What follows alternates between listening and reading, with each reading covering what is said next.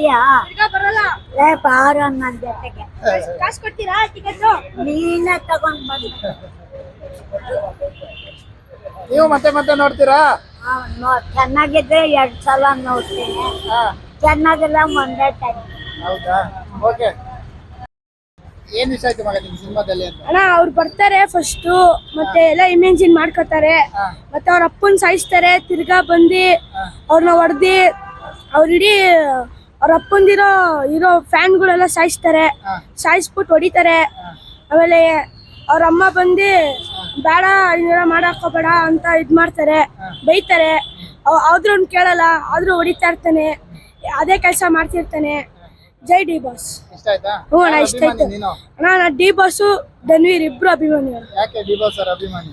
ಅಣ್ಣ ನನ್ ಹುಟ್ಟಂಗಿಂದನೂ ಅವ್ರು ನನ್ನ ಭಾಷೆ, ನಮ್ಮ ಫ್ರೆಂಡ್ಸೇ ಅವ್ರು ನನ್ನ ಡಿ ಬಾಸ್. ಯಾಕೆ ಇಷ್ಟ ದರ್ಶನ್ ಅವ್ರದ್ದು? ಯಾಕೆ ಇಷ್ಟ ಅಂದ್ರೆ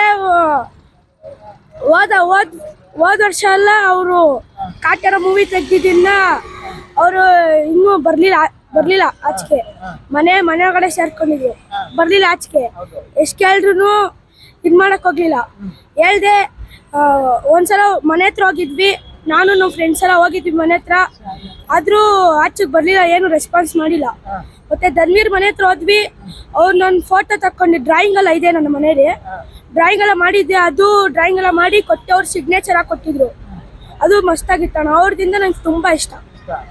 ಸಿನಿಮಾ ನೋಡ್ತಾ ಇರ್ತೀರಾ? ಓ ನಾ ದಿನ ನೋಡ್ತೀನಿ. ಡೆವಿಲ್ ಬರ್ಲಿ ಫಸ್ಟ್ ಮೂವಿ ನಂದೇ, ನಾವೇ ಹೋಗ್ತೀವಿ. ಓಕೆ.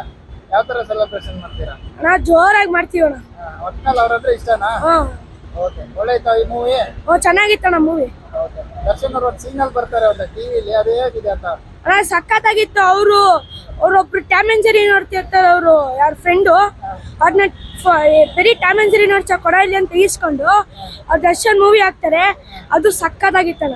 ಇಷ್ಟ ಆಯ್ತಾ? ಹ್ಞೂ ಅಣ್ಣ, ಇಷ್ಟ ಆಯ್ತು. SS ಟಿವಿ, ಸಿನಿಮಾ ಜಗತ್ತಿನ ಕ್ಷಣ ಕ್ಷಣದ ಸುದ್ದಿಯೊಂದಿಗೆ.